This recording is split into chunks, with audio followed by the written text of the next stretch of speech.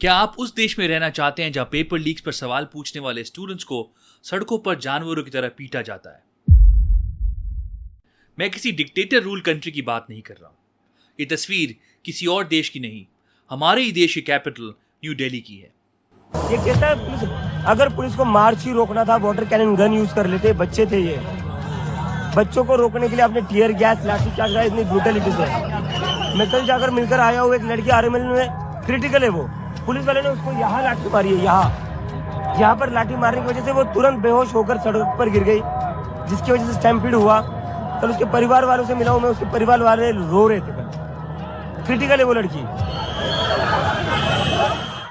20 जुलाई को हजारों स्टूडेंट्स जब अपने हाथ में तिरंगा लेकर पार्लियामेंट की तरफ बढ़ रहे थे तो उन्हें लग रहा था कि उनकी सरकार उनकी बात सुनेगी। उनका कसूर सिर्फ इतना था कि वो पेपर लीक्स और एजुकेशन सिस्टम पर देश के एजुकेशन मिनिस्टर धर्मेंद्र प्रधान से जवाब मांग रहे थे, लेकिन जवाब के बदले उन्हें मिली तो सिर्फ बेरहमी से बरसाई गई लाठियां। ऐसी लाठी चार्ज जिन्होंने कई बच्चों को हॉस्पिटल के आईसीयू और वेंटिलेटर तक पहुंचा दिया। कॉकरोच जनता पार्टी के संसद चलो मार्च को दबाने के लिए पूरे न्यू दिल्ली डिस्ट्रिक्ट में सेक्शन 163 लगा दिया गया। इंटरनेट को इस तरह से रिस्ट्रिक्ट किया गया जैसे वहां कोई दंगा होने वाला हो। सोचिए, जो बच्चे कल तक कॉम्पिटिटिव एग्जाम्स की तैयारी कर रहे थे, उन्हें आज दिल्ली पुलिस एक बड़ा सिक्योरिटी थ्रेट बता रही है। और जब सीजेपी के स्पोक्सपर्सन सौरभ दास और आशुतोष रंका जेपी नड्डा से मिलने उनके घर पहुंचे तो एक तरफ मीटिंग चल रही थी और बाहर सड़कों पर उन्हीं के साथ आए स्टूडेंट्स के सर फोड़े जा रहे थे। सरकार ने भरोसा दिलाने का नाटक तो किया, लेकिन ग्राउंड पर जो ब्रुटैलिटी हुई उसने हमारी सरकार का असली रवैया सबके सामने ला दिया। रैपिड एक्शन फोर्स के जवानों की यूनिफॉर्म पर उनके नेम टैग मिसिंग थे। सोचने वाली बात है, जब आप किसी पीसफुल स्टूडेंट रैली पर एक्शन लेने जा रहे हैं तो आप अपनी पहचान क्यों छुपा रहे हैं? इतना ही नहीं, कई ऐसे लोग भी मौजूद थे जो सिविल ड्रेस में थे और स्टूडेंट्स पर अटैक कर रहे थे। सर, आपके बंदे सिविल क्लोथिंग में क्यों हैं? आपके बंदे सिविल क्लोथिंग में क्यों हैं? क्यों बात कर रहा हूं, मुझे क्या पता? आपके पुलिस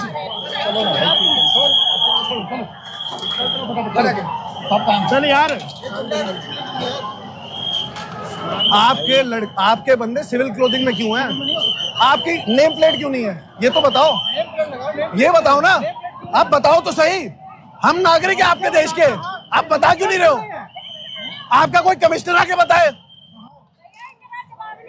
प्रोटेस्टर्स का आरोप है कि ये पुलिस के लोग थे या फिर बाहर से बुलाए गए गुंडे। इसकी इन्वेस्टिगेशन होना बेहद जरूरी है। जब एक स्टूडेंट को 4 लोग घेर कर पीट रहे हो तो उसे लॉ एंड ऑर्डर नहीं बल्कि स्टेट स्पॉन्सर्ड वायलेंस कहते हैं। और इस ब्रुटैलिटी का असर देखिए, एक 25 साल की फीमेल स्टूडेंट वेंटिलेटर पर जिंदगी और मौत के बीच झूल रही है। किसी के हाथ टूटे तो किसी के पैरों पर गहरे जख्म हैं। पुलिस क्लेम कर रही है कि उनके भी 118 लोग इंजर्ड हुए हैं। लेकिन क्या एक डेमोक्रेटिक कंट्री में स्टूडेंट्स के साथ ऐसी ब्रुटैलिटी को किसी भी तरह जस्टिफाई किया जा सकता है? अगर सरकार को लगा था कि कल की ब्रुटैलिटी के बाद बच्चे डर कर घर पर बैठ जाएंगे तो वो बिल्कुल गलत थे। पुलिस ने कल जिस स्टेज और टेंट्स को पूरी तरह तोड़ दिया था, सीजेपी के फाउंडर्स और हजारों स्टूडेंट्स ने आज दोपहर तक उस पूरे प्रोटेस्ट साइट को फिर से रिक्लेम कर लिया है। वहां फिर से टेंट्स लग गए हैं और धर्मेंद्र प्रधान इस्तीफा दो के नारे फिर से गूंज रहे हैं। और इन सब के बीच सोनम वांगचुक, जो पिछले 21 दिनों से जंतर मंतर पर भूख हड़ताल पर बैठे थे, उन्हें 18 जुलाई को पुलिस ने फोर्सिबली वहां से उठाकर सफदरजंग हॉस्पिटल में दाखिल कर दिया था।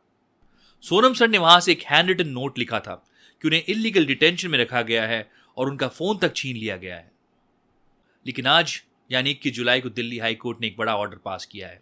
सोनम सर की वाइफ गीतांजलि आंगमो की पिटीशन पर सुनवाई करते हुए कोर्ट ने उन्हें तुरंत सफदरजंग से गुरुग्राम के मेदांता हॉस्पिटल शिफ्ट करने का आदेश दे दिया है। तो आई एम वेरी हैप्पी कि दिल्ली हाई कोर्ट ने ये फेवरेबल ऑर्डर दिया है। कोर्ट ने कहा कि उन्हें एक्सपर्ट मेडिकल सुपरविजन में रखा जाए, लेकिन सोनम सर ने साफ कर दिया है कि जब तक यूथ लीडर्स की मांगों पर सरकार कोई सॉलिड एक्शन नहीं लेती, उनकी हंगर स्ट्राइक हॉस्पिटल के अंदर से भी जारी रहेगी। सवाल ये उठता है कि हमारी सरकार कब तक आवाज उठाने वालों को दबाती रहेगी?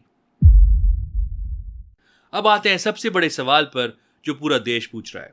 जब भी देश में कोई इवेंट होता है तो मोदी जी सबसे आगे होते हैं, लेकिन जब पार्लियामेंट के ठीक सामने हजारों यूथ पर डंडे बरसाए जा रहे थे, इंटरनेट ब्लॉक किया जा रहा था, तो मोदी जी ने पूरी तरह से चुप्पी साध ली। मॉनसून सेशन चल रहा है ऑपोजिशन सवाल पर सवाल दाग रहा है, लेकिन प्राइम मिनिस्टर की तरफ से स्टूडेंट ब्रूटैलिटी पर एक शब्द भी नहीं बोला गया। और ऐसा लगता है कि धर्मेंद्र प्रधान का इस पूरी चीज से कोई लेना देना ही नहीं है। इतना बड़ा स्टूडेंट क्राइसिस चल रहा है, लाखों बच्चों का भविष्य दांव पर लगा है, लेकिन हमारे एजुकेशन मिनिस्टर को कोई मतलब नहीं।